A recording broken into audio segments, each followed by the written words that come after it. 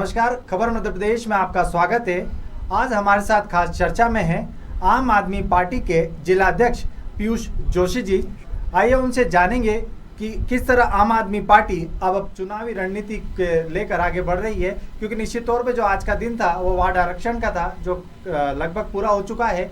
और अब आम आदमी पार्टी इंदौर शहर में किस तरह से चुनाव लड़ेगी उसको लेकर हम जानेंगे।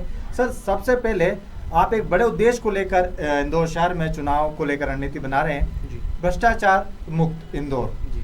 कैसे इस उद्देश्य को लेकर आप आगे बढ़े हैं और कैसे इसको आप आगे सकारात्मकता की ओर यूँ कहें कि कैसे आप इसे पूरा कर पाएंगे कि इंदौर भ्रष्टाचार मुक्त हो जाए? देखिए, बहुत ही सिंपल सी बात है। इस देश की यदि हम समस्याओं की जड़ में जाने की बात करते हैं तो हर बड़ी समस्या हो या छोटी समस्या हो, उसके मूल में भ्रष्टाचार की खरपतवार हमें मिलती है। तो जब तक वो भ्रष्टाचार की खरपतवार को उखाड़ा नहीं जाएगा और जब तक उसे जड़ से नहीं पूरा उसका समूल नाश नहीं किया जाएगा, तब तक समस्याएं खत्म नहीं होने वाली इस देश की और न ही शहर की। आम आदमी पार्टी का जो उद्देश्य है, जो फॉर्मेशन का रीज़न है, वो ही एंटी करप्शन मूवमेंट है कि भाई भ्रष्टाचार का समूल नाश किया जाए। और कल भगवंत मान जी ने ये दिखाया भी है कि भाई 1% का भी भ्रष्टाचार जो है वो बर्दाश्त नहीं है। जो स्वास्थ्य मंत्री थे, न उन्हें सिर्फ बर्खास्त किया बल्कि उन्हें जेल भी भिजवाने का काम अपनी ही पुलिस के द्वारा किया है, जो आज़ाद भारत में अपनी तरह का एक अनोखा और पहला उदाहरण है। अब रही बात इंदौर की कि भाई इंदौर को किस तरीके से भ्रष्टाचार मुक्त किया जाएगा, तो पहली शुरुआत तो क्योंकि हमने नारा दिया है तो हमें ही करना पड़ेगी। हमारे जितने भी प्रत्याशी हैं उन प्रत्याशियों का जो चयन है वो 3C के क्राइटेरिया पे किया जाएगा। वो 3C बहुत महत्वपूर्ण है, मैं आपको बताना चाहता हूँ। पहला C है कि वो किसी भी हाल में उसके ऊपर कोई करप्शन का आरोप नहीं होना चाहिए, मतलब वो करप्ट नहीं होना चाहिए। दूसरा C है वो कम्युनल नहीं होना चाहिए और तीसरा क्रिमिनल नहीं होना चाहिए। कोई राजनीतिक केस हो, कोई राजनीतिक धारा हो तो वो बात समझ में आती है, पर CRPC के तहत कोई भी जो गंभीर अपराध हैं वो केसेस, उसके ऊपर कोई भी रजिस्टर नहीं होना चाहिए। जब ये 3C के क्राइटेरिया पे व्यक्ति हमारा फुलफिल करेगा तभी आम आदमी पार्टी उसको टिकट देगी। तो जो एक स्वच्छ चरित्र वाला व्यक्ति यदि राजनीति में आता है, स्वच्छ मन के साथ और सद्भाव को फैलाने की भावना के साथ आता है, तो निश्चित ही भ्रष्टाचार मुक्त इंदौर की जो शुरुआत है वो तो हो ही जाएगी। लेकिन अभी आपने लोगों को आमंत्रित भी किया है कि आम आदमी पार्टी, जो ईमानदार लोग हैं वो आम आदमी पार्टी से जुड़े, जो चुनाव भी लड़ना चाहते हैं जी, अब तक कितना सफल हो पाए आप? कितने लोग, आप ईमानदार लोग आप तक पहुंचे अभी तक? देखिए, लगभग हम 40 सीटों पे तो हम लोग चिन्हित कर चुके थे। अब वार्ड आरक्षण की प्रक्रिया के बाद में थोड़ा सा वेरिएशन आ सकता है, पर उसमें कोई बहुत बड़ी बात नहीं है।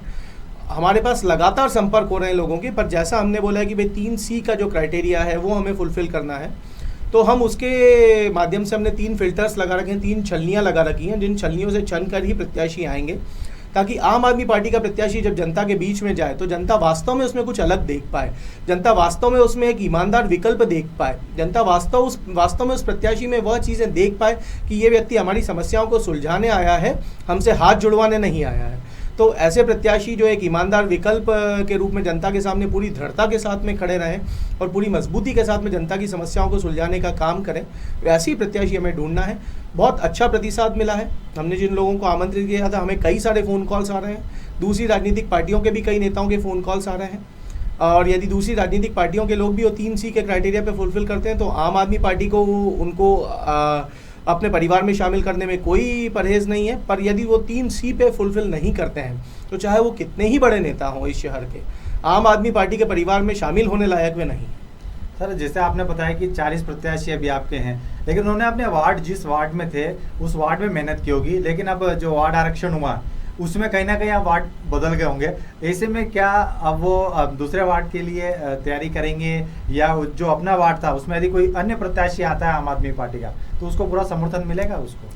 देखिए, ये एक ऐसा प्रश्न है जो हम लोग सब बचपन से लेके बड़े होते तक देखते आ रहे हैं, क्योंकि हम लोग आदत है हमें भाजपा और कांग्रेस की राजनीति देखने की कि भैया मैंने इसी वार्ड में काम किया तो मैं इसी वार्ड से चुनाव लड़ूंगा। आम आदमी पार्टी का जो प्रत्याशी है या जो कार्यकर्ता है वो इस टोपी को अपना ताज समझता है। वो इसलिए समझता है कि ये भ्रष्टाचार को हटाने के लिए टोपी पहनी है हमने, और एक तरीके का पागलपन है आम आदमी पार्टी के प्रत्याशियों में। मैं बड़े सम्मान के साथ इस शब्द का यूज़ कर रहा हूँ क्योंकि मुझे पता है वो पागलपन है, वो जुनून है भ्रष्टाचार को हटाने का।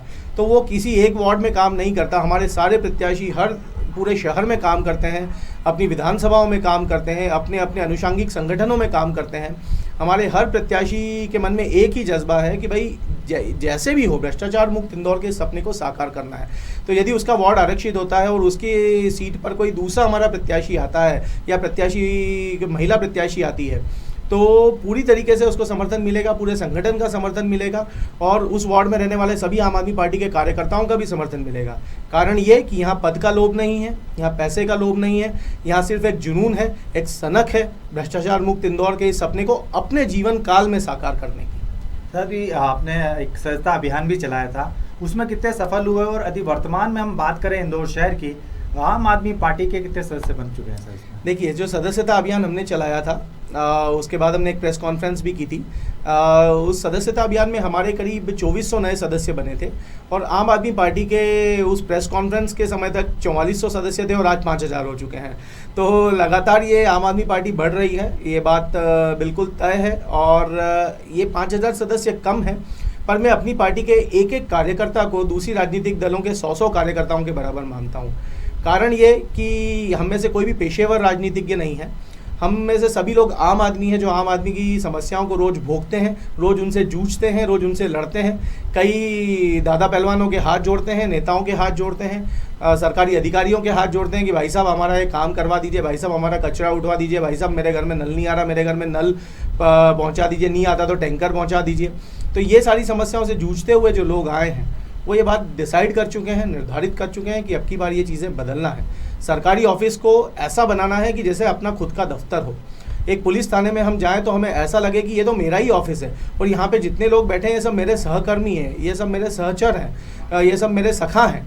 तो इस प्रकार का यदि माहौल एक पुलिस थाने में हो जाए, इस प्रकार का माहौल हर सरकारी दफ्तर में हो जाए, चाहे वो नगर निगम का हो, चाहे वो कलेक्ट्रेट हो, चाहे वो संभागायुक्त कार्यालय हो, तो ये देश एक बहुत ही खूबसूरत अवस्था की तरफ जाने वाला है। और ये शहर तो निश्चित तौर से, मुझे पूरा विश्वास है, दृढ़ता के साथ विश्वास है कि आने वाले कुछ दिनों में आप देखेंगे ये स्वच्छ माहौल जिसमें से भ्रष्टाचार रूपी गंदगी बाहर हो चुकी होगी, वो हम सब देखेंगे और आप कंपेयर कर सकेंगे कि भाई काम करने का तरीका जो आम आदमी पार्टी का है और दूसरे राजनीतिक दलों का है उसमें कितना ज़मीन आसमान का अंतर है। सर, किस तरह आम आदमी पार्टी की यदि बात करें तो इंदौर शहर में जब नगरीय निकाय चुनाव में जब टीम उतरेगी, आप अपने आम आदमी पार्टी अपने आप को कहाँ पर देखती है? क्योंकि निश्चित तौर पर बीजेपी है जो मध्य प्रदेश में सरकार है और यदि बात करें इंदौर में भी बीजेपी की जो पकड़ है सबको परिचय है, कांग्रेस भी सामने है। ऐसे में आम आदमी पार्टी अपने आप को कैसे इनके सामने पेश करेगी? देखिए, बहुत ही सीधा साधा प्रश्न है। आम आदमी पार्टी इनके सामने या उनके सामने की चिंता ही नहीं करती। आम आदमी पार्टी सिर्फ अपना विचार रखने की चिंता करती है।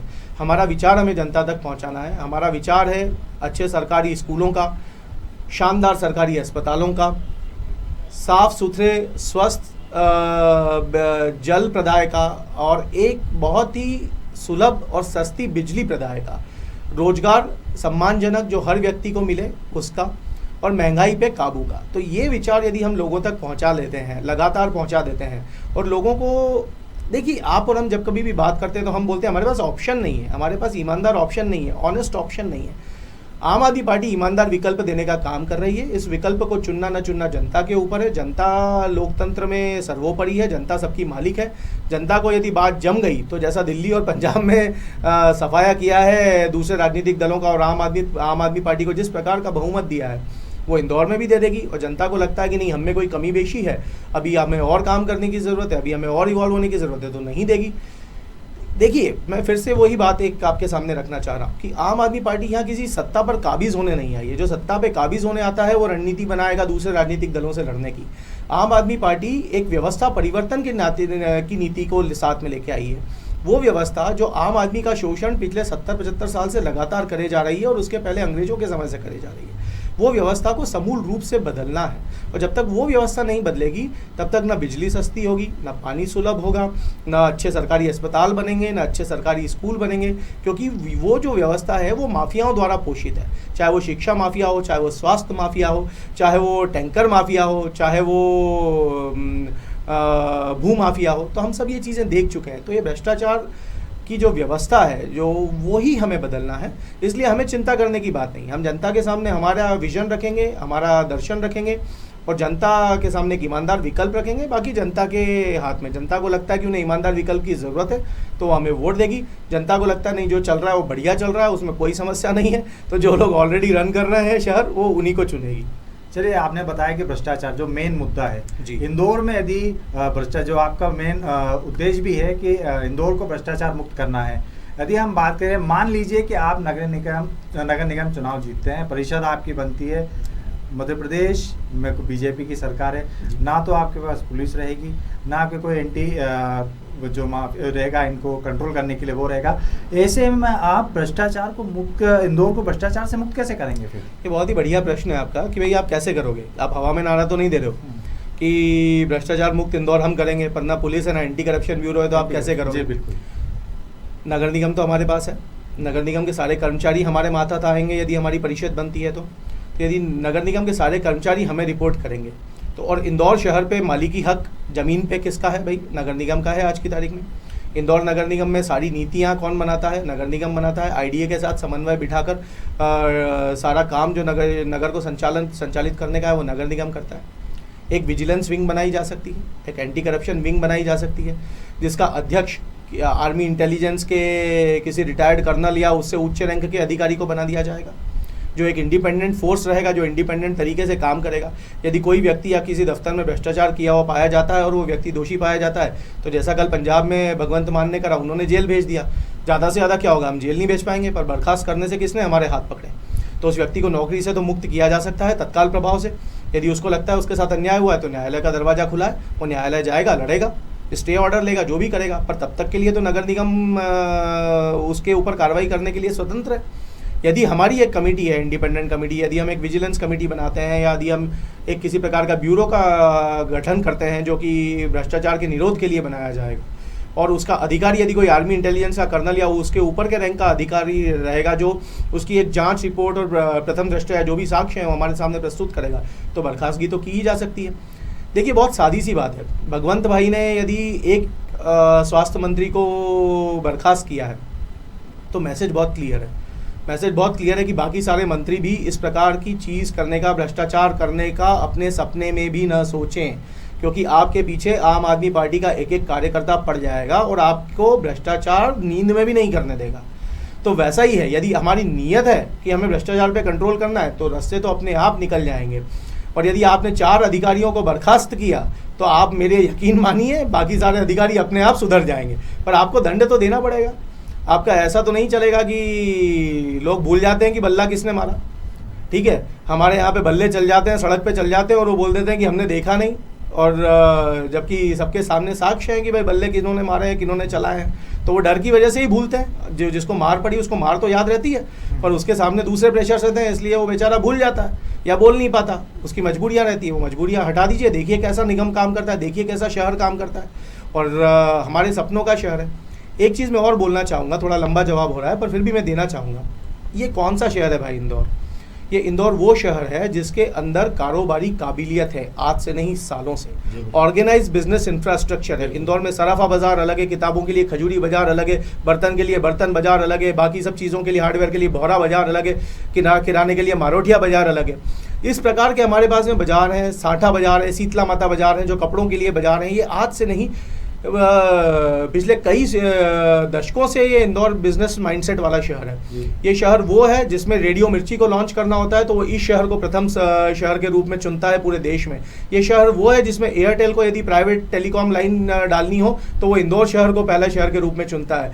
ये शहर वो है जो पिछले 5 बार से स्वच्छता में नंबर 1 आ रहा है। तो ये शहर पहला शहर बन सकता है जो भ्रष्टाचार मुक्त शहर हो, जिसमें जीरो करप्शन हो। और ये बात मतलब मैं पूरे विश्वास के साथ कह रहा हूँ कि इंदौर शहर यदि ठान ले तो सब कुछ मुमकिन है। और ये जो हम सोचते हैं कि भ्रष्टाचार इस देश से कभी खत्म नहीं हो सकता, ये इंदौर शहर पहला एग्जाम्पल बनकर दिखाएगा देश को कि जहाँ पे जीरो करप्शन रहेगा। निश्चित तौर पर जिस तरह आम आदमी पार्टी लगातार प्रयास कर रही है और आप लगातार ये दावा कर रही है कि इंदौर को करप्शन से मुक्त करेंगे, एक ऐसे इंदौर का निर्माण करेंगे जो भ्रष्टाचार से मुक्त होगा। सर, एक महत्वपूर्ण बात हो रहा है, प्रत्याशियों की बात आपने की कि हम प्रत्याशी करेंगे। महापौर के लिए किसी का नाम अभी है?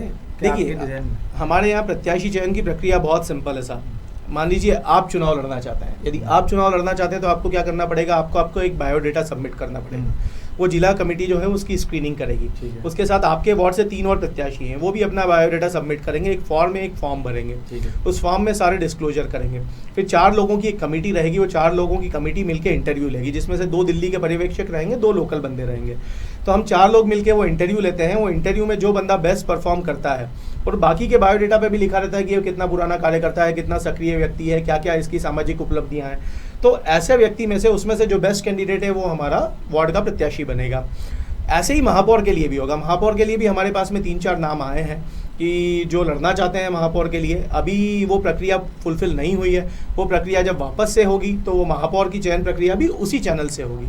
और निश्चित मानिए एक अच्छा आम आदमी, ईमानदार आम आदमी, पढ़ा लिखा आम आदमी यदि महापौर का चुनाव लड़ेगा तो आम आदमी से वैसा ही व्यक्ति चुनाव लड़ सकता है, और कोई करप्ट आदमी या करप्ट नेता महापौर का चुनाव नहीं लड़ेगा। जिसके दिमाग में अपनी बिल्डिंगें बनाना हो, जिसके दिमाग में अपने रेस्टोरेंट खड़े करना हो, जिसके दिमाग में कॉलोनियाँ काटने का सपना हो, ऐसा नेता कोई भी आम आदमी पार्टी से चुनाव नहीं लड़ेगा।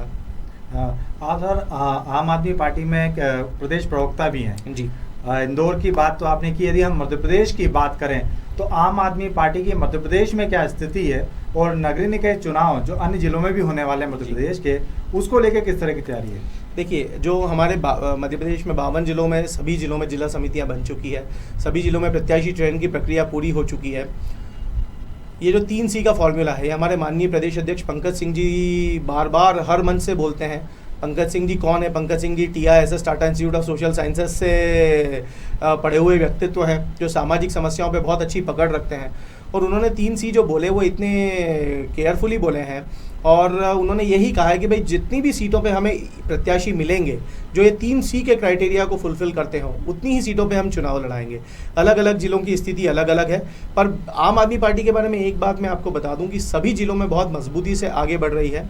विधानसभा चुनाव में हमने 208 सीटों पे चुनाव लड़ा था, हम बुरी तरीके से हारे थे, हमें मानने में कोई गुरेज नहीं है, कोई परहेज नहीं है। पर उसके बाद से हम वापस से एक फीनिक्स पक्षी की तरह खड़े हुए हैं जो राख से वापस से जन्म लेता है, और उसी तरीके से हम खड़े हुए हैं और मजबूती के साथ संगठन विस्तार कर रहे हैं। पंजाब जीत ने हमें एक बहुत ही बड़ा मोमेंटम दिया है, और भ्रष्टाचार के विरोध में जो निर्णय भगवंत मान जी की सरकार ने और दिल्ली सरकार के अरविंद केजरीवाल जी ने जो काम किए हैं, बिजली, पानी, शिक्षा, स्वास्थ्य, रोजगार के मामले में, पॉल्यूशन के मामले में, वो सारी चीज़ें जो है उसका बहुत बड़ा इम्पेटस है हमारे फेवर में, बहुत बड़ा मोमेंटम है, और पूरे प्रदेश में भी बहुत तेज़ी से बढ़ रही है हमारी पार्टी। हमारे जो दिल्ली का नेतृत्व है उसकी भी बहुत ही क्लोज नज़र है मध्य प्रदेश के ऊपर, और उनका भी पूरा सपोर्ट है, चाहे वो सॉल्यूशंस ढूंढना हो समस्याओं के, चाहे आम आदमी पार्टी के लिए कहीं भी सपोर्ट करना हो, बैक सपोर्ट करना हो, लॉजिस्टिक सपोर्ट करना हो। धनबल हमारे पास में उतना नहीं है, ये बात हम मानते हैं, क्योंकि एक ईमानदार पार्टी है, तो ईमानदार पार्टी के पास में धन की हमेशा कमी रहने वाली है। पर हमारा ये दृढ़ता से मानना है कि चुनाव जीतने के लिए धन की आवश्यकता नहीं होती, ये दिल्ली और पंजाब दिखा चुके हैं, और मध्य प्रदेश में भी पंकज सिंह जी के नेतृत्व में ये चीज़ आप बहुत ही जल्द देखेंगे।